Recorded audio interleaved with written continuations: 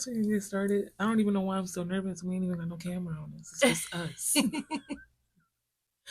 How do you usually start it? Um, oh, have you never heard one of my podcasts before? No. Oh, why not? Why What? you ain't listen to no Rosabelle Unplugged? Because I hope that my wife tells me what she feels to my face. It's not about just what I said. You're gonna have to watch the podcast. But typically I start my podcast with a little introduction. Introduction to my show. I'm probably just gonna cue it in right here because I'm not gonna be able to remember that because it's been almost 2 years since I recorded. 2 years. It's crazy. I know. I don't know why I keep letting myself neglect myself. I don't know why I don't check myself at the door first. Unplugging is necessary. I need to unplug. Um, I usually tell people thank you for tuning in. If this is your first time tuning in, welcome. If you've been here before, welcome back. This is Rosabelle Unplugged. This is a safe space. This is the space where we laugh, we cry, we heal, um, we laugh some more. But this is the space where we come to unwind, unfold, and unplug. So sit back, relax, kick your feet up, grab your favorite drink, chips, popcorn, something, and get ready for the ride because this is the space where we relax, unwind, unfold, and unplug. Mic check. 1 2 1 2 1 2. What is up, my beautiful people? It's your girl Rosabelle, and welcome. For those of you who are new here, hit that subscribe button, the follow, the like, the share, wherever you see this, wherever you're listening to this. And welcome.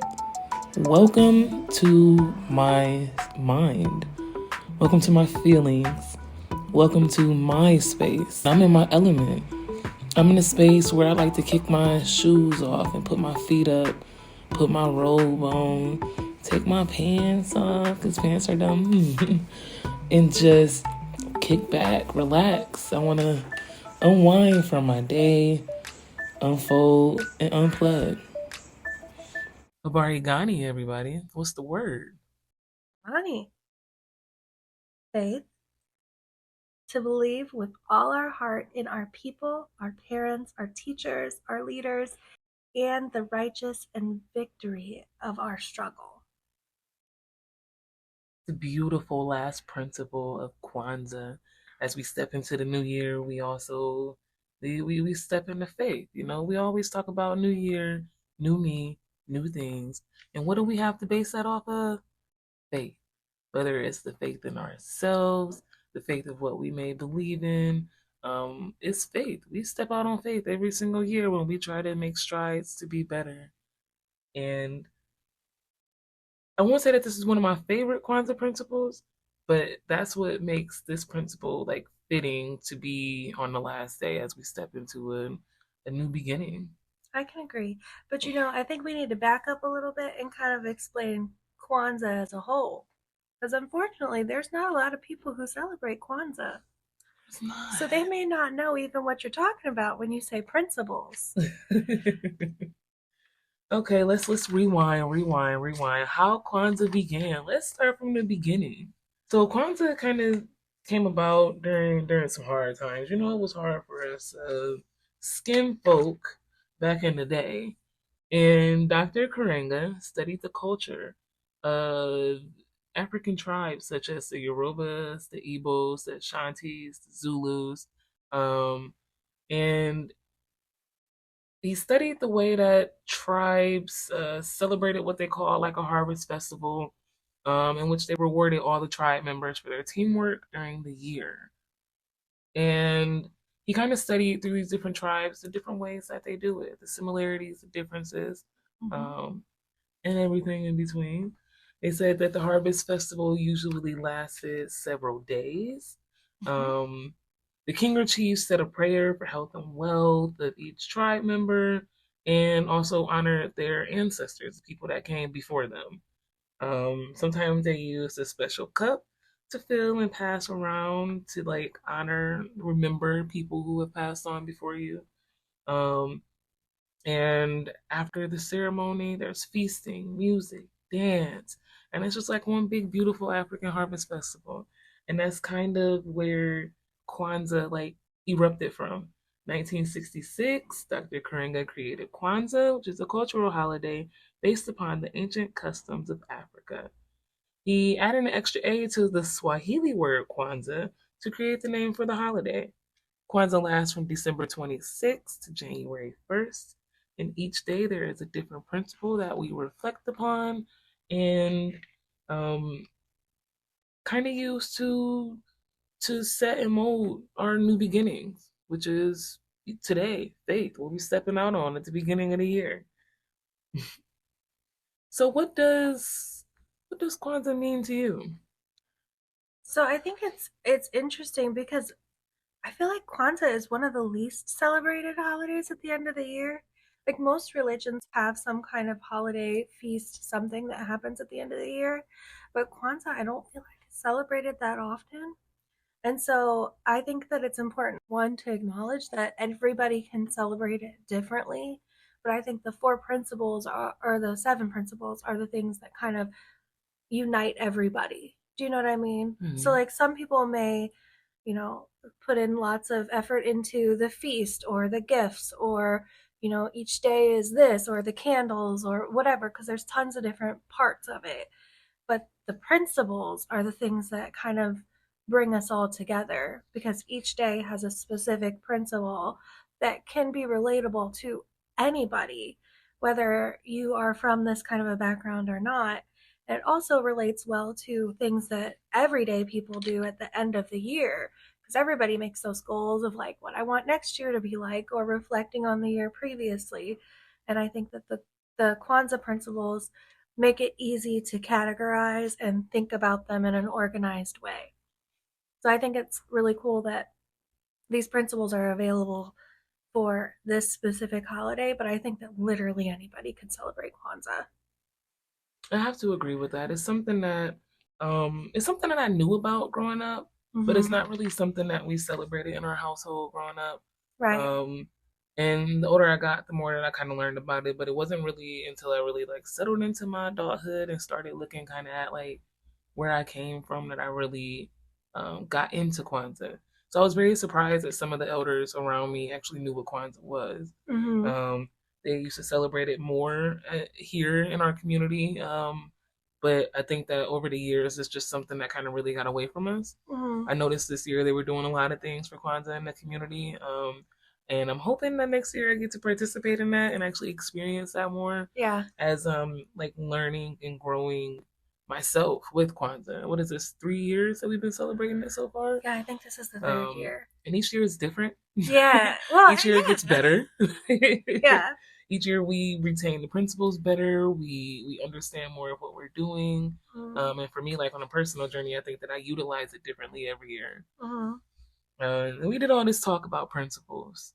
Let's talk about what the principles actually are. There's seven principles in which we, in Kwanzaa, kind of feel like this is kind of like everyday life necessities. Right. So it starts with umoja. It's the first principle of Kwanzaa, and Which it would be the means 26th of December. yep, the 26th of December, and it means unity. Mm-hmm.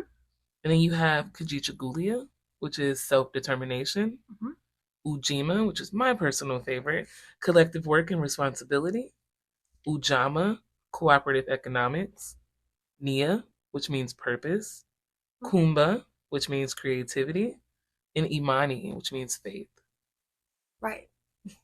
So then each day we light our candles and then we talk about one, how the principle, how we demonstrated it during the year, but also our goals for next year that relate to the principle.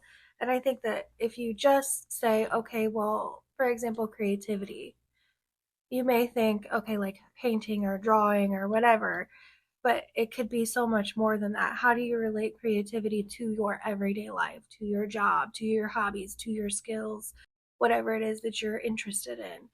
Like, you really kind of do have to think outside of the box with each and every single one to find a way to relate it to your daily life, both in the last year and this coming year. Yes, and I use it a lot to help me set my goals. I've been pretty big on goals as I'm going through like self development, and Kwanzaa really gives me that clarity because I feel like each principle is kind of like a necessity not only to continue to maintain and build that community, right? Because I feel like Kwanzaa is really all about community, the community or the village around you, wherever, whatever that is. Like Mm-hmm. people during Kwanzaa, I feel like are always welcoming Yeah. for people who are actually celebrating it. I feel like it's always such a welcoming celebration. Mm-hmm. Um, but sorry, almost lost my train of thought. But I use this to set my goals. When we talk about unity, collective work and responsibility, cooperative economics is a really big one because that really kind of makes you dive into the networking aspect and how you're actually giving back and pouring into people. Kind of how you pour into yourself or how they pour into you. Right. Of course, it's not always 50-50, but it gives you some hope. You gotta have some faith. But I love Kwanzaa. I love it. I love it. I love it. It's been very, very key to my setting my goals for next year and my self development and how I prepare myself. Okay. So, Imani, how are we going to demonstrate it next year? Hold on, let me go back and read that definition. I don't know all the principles That's myself, keeping but the faith, I man. know that Imani is faith. But like this book that I'm reading out of gives you like just a little bit extra to it. So yeah, the definition Imani faith. Okay, that's the principle. Mm-hmm. But to believe with all our heart in our people, our parents, our teachers, our leaders, and the righteousness and victory of our struggle. Um, the victory of our struggle part is the part that resonates with me the most because this year I've been kicking my ass since oh sorry, not this year. 2023 been kicking my ass since the day that it started, and it Mm-hmm. really kicked my ass when it ended. But the victory of our struggle, like I think I said for the Women's Health Summit recently that just passed, um, and I said that it's kind of like a loss, but it's not really a loss. It's the lessons learned. Mm-hmm. The lessons learned is really the victory in the struggle Mm-hmm. because you do have to go through it. However, learning a lesson is a victory because you learned something. It's something that you can use to teach somebody Right. and to apply it to your future self, your future life. So it's always a blessing through the struggle, and I like that this is highlighted like key in here. And Mm-hmm. we need to believe in our people, our parents, our teachers, and our leaders. Um, it's hard to change and come together when we really don't have faith in each other. We don't believe in each other. Mm-hmm. Um, or other things that I don't want to go too deep in, but you're afraid to hold each other accountable and more things like that. But being afraid to just not having people believe in you, that makes change very hard. Yeah, definitely. I think that, when it comes down to it, you have to think about why we have leaders in the first place. Hmm. Because it makes society organized. Hmm. And we have to have faith in those leaders, whether they're spiritual, political, or whatever else. And that's one of the reasons it's most important to go out and vote and pick your leaders for yourself, Hmm. you know. But I mean, I think it's really important. I think all of it's really important.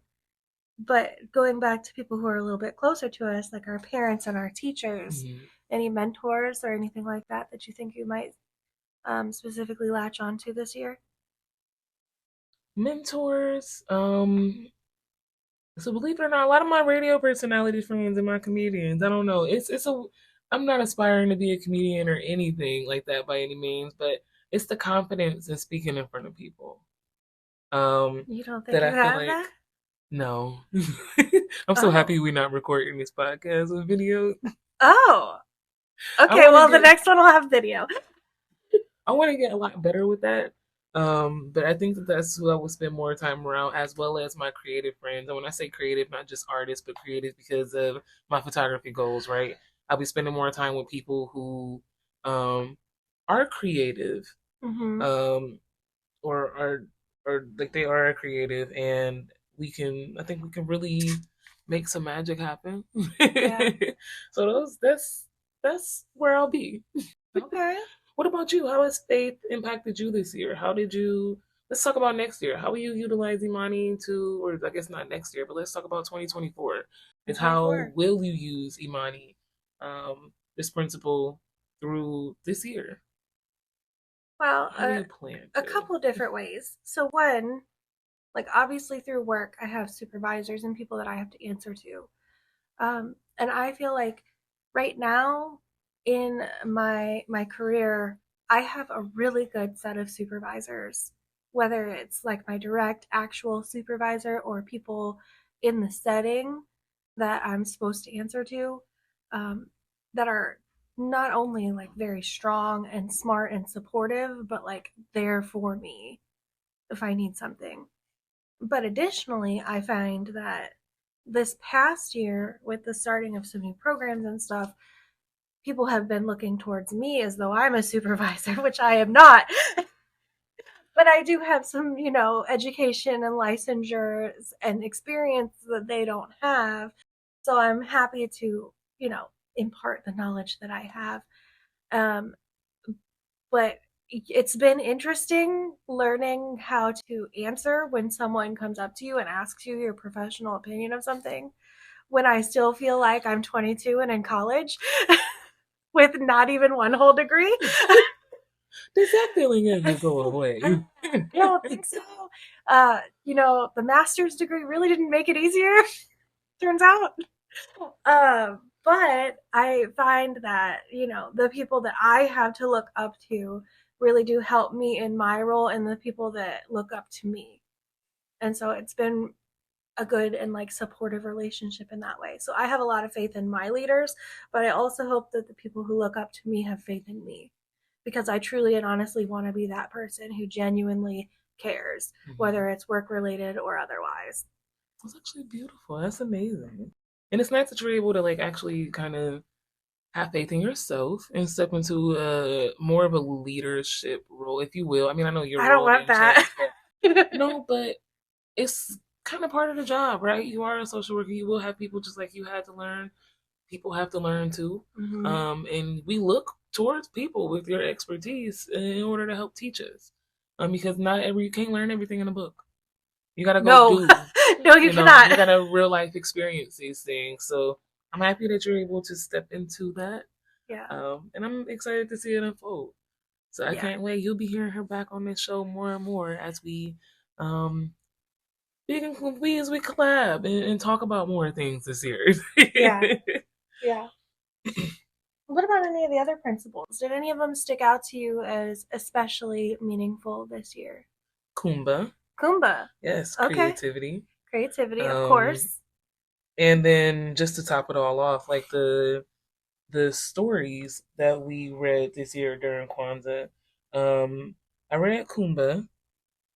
Uh, we read that together actually. Mm-hmm. Yeah, and that was about the photographer.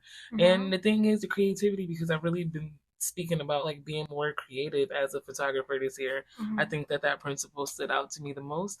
And the story just put like the cherry on top because I'm like, oh, he was a photographer. Like that's amazing. Yeah. How cool is that? For people who don't have a book similar to ours, each of the principles in our book has kind of a story of how a historical African American related to each principle. So the one about Kumba was about this photographer who really changed the way that was it Harlem, a In city that Harlem, yep. yeah, a He city that photographed people in Harlem, African Americans in Harlem, just like capturing the beauty of their everyday life. right, and You know, changed the perspective that people had on Harlem in general by, through photography showing the beauty of neighborhoods that otherwise would be seen as, for lack of a better word, ghetto or poor or, not as safe. But he showed the beauty in it and really honestly, like the safety, the comfort that can come from a small town, even though Harlem's really not that small. right? He made it feel homey. Mhm. And through art, he did that. So creativity was honestly the perfect place for him. And it was honestly the perfect story for you too, because you've been working on your photography in ways that you can kind of make things your own. And I do think you've been doing a wonderful job. Oh, thank you. Kissing my heart. A kiss of joy on the new year, honey. Happy New Year, babe. So for today's principle, as we're talking about stories, today's principle is Imani, faith. Not going to read the definition again. However, the person of the day for this principle is Fannie Lou Hammers, Hamer apostrophe S, because it's her story. And the title of the story is Lighting the Way. So if you want to kind of like have a story that relates to this principle, go look it up. Fannie, Fannie, Lou Hammer or Hamer, Hamer. And it's her story is called Lighting the Way. It looks like she was the 20th and last child. She was 20 of 20. Oh my goodness. Siblings. 20. Y'all. That's how it used to be, though. That's how my grandparents are. The stories that I hear and in their families, like, who? What But year if was you she see born? that, then you know that you in the right spot. Yeah. Does it She say what year she was was born? born. Let's see. No, but I see in 1962. Nope, but it looks like they got married in 1942. Oh my goodness. So they was at least 18. But you know, you probably Presumably. presumably right. That's in today's world because you know we ain't even gonna get into that. But that's a whole different story. But we assume that she was 18 when she got married. Um, yeah. So, do you have any advice for someone who is maybe planning on practicing Kwanzaa for the first time? Ooh, advice for practicing Kwanzaa the first time. Grab you a book. It could be like a children's book that talks about Kwanzaa. It could be as simple as that. You know, you don't have to go big because there's things to learn, and I feel like depending on which African tribe, you know, which culture you kind of pulling ideas from Kwanzaa from, it might be. You can't see my fingers, but it might be like slightly different. You know, like that. Yeah, might be a little different. Yeah. However, the book that we have and I recommend is called The 7 Days of Kwanzaa: How to Celebrate Them. It's by Angela Shelf Medeiros. I'm gonna have to spell that out for you too. Um, but it's a really, really great book. It's a great beginner's book. I just recommend finding a beginner's book or kind of like looking out into your community because a lot of communities do host Kwanzaa somewhere, even though we don't celebrate it in large numbers. There's a lot of communities still doing community celebrations for Kwanzaa, one location each day. Mhm. So find a friend, phone a friend who know a friend who celebrate. You don't have to do it alone. Facebook groups, Instagram groups, TikTok. You can go to social media wherever you are. I'm sure you can find a hashtag on Snapchat too because they upgraded. Um, but I recommend finding you a beginner's book, something easy, something light, just to get started. Kinaras are a little expensive. They're wood. A lot of them are handcrafted, and I'm sure that you can get a cheaper plastic holder. Don't get it confused with Hanukkah. Um, but the Kinaras are, I feel like, one of the most expensive parts. You have the placemat. I don't know the right names for it, how to pronounce them properly. They're like Swahili words. But you have, I'll put a picture of the setting. You have the placemat, you have your cup, you have your ears of corn. But they tell you that in the books that you get, depending on what you get, you can either A, see the pictures, or B, read about it if it's not like a children's book. Um, but start small. Start small. Just you and your friends, your partner, get around in a circle, sit around that campfire, depending on if it's warm or cold where you at, and just talk about the principles. Start there. I think that's really good advice. Talk about the principles first because Mhm. you don't even need a book for that. You can just Google them. Yep, you can just I Google mean, them. shit, we told them just now. There you That's go. my It's honest handled. advice. I want to thank y'all for listening to me and allowing me to unplug and unwind today. I didn't even get to tell you guys in the beginning that we have a very special guest who will be joining me on many podcasts as we grow through this journey of family business or nothing at all. But yep, I'm Rosabelle. Y'all know me. You are worthy. 365. And this is Samantha. Please don't follow me on social media. Thank you. We love y'all and I hope that you have an amazing year. Love you. Bye.